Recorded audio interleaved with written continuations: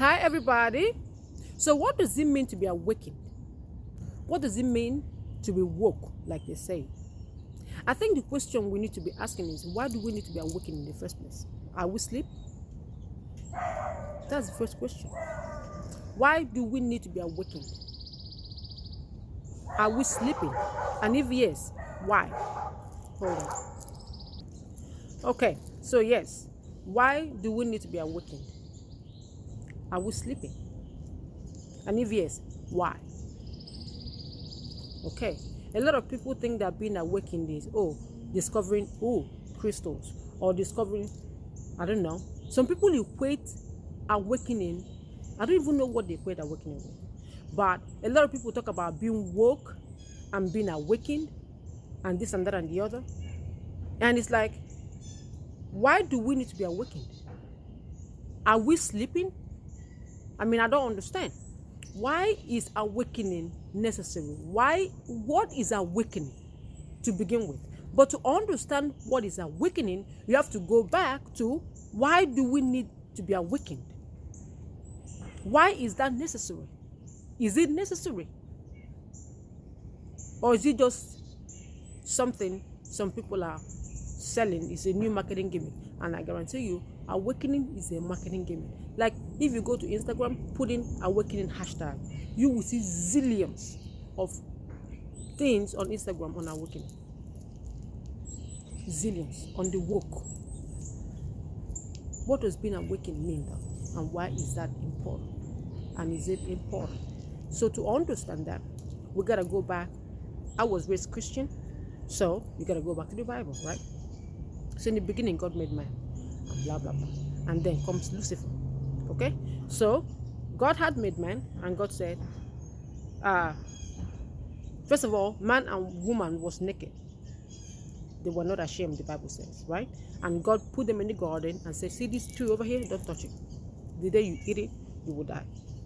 It was the tree of knowledge of good and evil. And so Satan comes up and says, listen, don't listen to God. He talks bullshit. The day you eat this fruit, you will become like God, and you will know good and evil.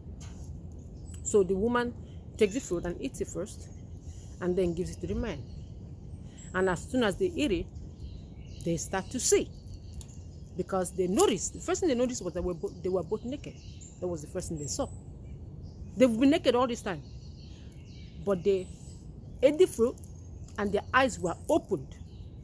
Okay? What was their eyes open to? Is the question. Prior to eating the fruit, they saw each other, but they did not see the physical part of each other. They saw the spiritual part of the other. They saw their soul. That's what they saw. And that's what they related to God, the way they related to God, because they did not have the wall of the physical in between them and God. So Adam and Eve related to each other on a soul basis. He saw Eve's soul, Eve saw his soul. But as soon as they ate that fruit, their eyes opened. But it wasn't the spiritual eyes that was open, it was the physical eyes that was open, and they immediately saw nature and saw themselves naked. And the first thing they did was to hide themselves, and then consequently hide from God. Now you will say, well, that's all nice and dandy. It's a Christian story. But the vision of Hermes was written, I think, in the 400 BC, AD, something. In the vision of Hermes, it tells the story but a different interpretation, because you gotta understand, there's no one interpretation of the story. There's no one story that is 100% true, but the story alludes to the same thing. The vision of Hermes talked about it this way. So God made man. Okay, God created man out of himself. Man was heavenly. Man was like God. And then man looked down into nature and beheld his shadow in nature. And man loved his shadow. Think about looking at the water and looking at your shadow in water. Man loved his shadow, and man chose to go down and embrace his shadow. And so when man went down into nature, nature wrapped itself around man. Man then became a composite being, which is his soul. He's a heavenly man, but the outside, he's an earthly man.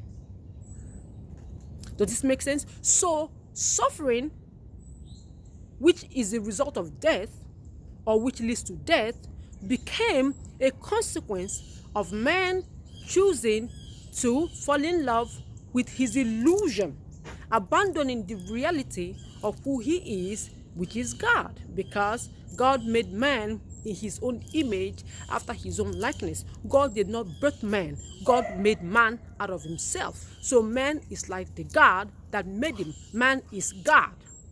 Some people would think, oh my God, Mona, this is blasphemy. Listen, but read it yourself. Read it yourself. God made man in his image after his likeness. Right? If God made man in his image after his likeness, which means that man is exactly like the one that made him. Man is exactly like God. But man, in the story of Adam and Eve and in the vision of Hermes, man got lost in physicality. Man got lost in nature, in carbon man. So what is awakening then? Awakening then is man becoming aware of the God that he is. Let's go back to, did you guys see the movie Matrix? Remember when they said the blue pill, the red pill? When Neo took, I don't know what pill he took, whether it's the blue or red, when he took the blue pill or one of the pills, Leo was immediately made aware of the God that he is. It was mind-shattering for him because he could not conceptualize it. Awakening, therefore, is you becoming aware that you are God. Not the totality of God, because nobody is the totality of God, but you are God in a tiny aspect. That's what awakening is. Awakening is recognizing, oh, I am God. I am not this body. I am not the shell. I am a spirit in the shell. Awakening then leads you to the discovery of the spirit within yourself. The discovery and the exploration of that God aspect within you. Does this make sense? So you awaken because you were put to sleep. Why were you put to sleep? Because when Adam and Eve ate the fruit, it lulled them, their spirit, into sleep, because now they were now more aware of the physical. They were now more aware of what they were looking at, and they lost awareness of their spirit. So in a way, they became asleep to their spirit.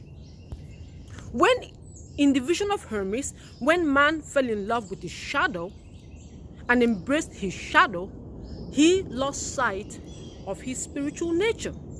So in a way, he fell asleep to his spiritual nature. So when you become awakened, you become awakened to your spiritual nature. And what is your spiritual nature? Is the God in you, the God that you are. So it's not, awakening does not mean, oh, you now have crystals. Oh, you now do all these things. No. Awakening means that you become aware of yourself as God. And then you start exploring yourself. What does that mean? What does being God mean? You become aware, oh, I create my own reality. Oh, there's God in everything. This tree, everything that has life, has God in it. It's not about killing the ego. Let me say that. That's important. Everybody talks about destroying the ego. You cannot destroy the ego, because the ego is the only thing that gives you individuality. You need your ego to become an individual. If there is no ego, we will all be one melting pot of souls with no identity. The ego is your spirit formed in a specific way that makes you you. So you don't destroy your ego, you transform your ego to be a reflection of the God that is within you. And the God that is within you is the image of the God that made you, not the God that you fucking ass come up with. I don't care what religion they say. It don't matter. God is light. God is love. That's all God is. Everything else outside of that is frou-frou. So, awakening is awakening to the God that you are, and then doing the work of transforming your ego to reflect the image of that God. That's all that is. Everything else is bullshit. Tell them when I said so.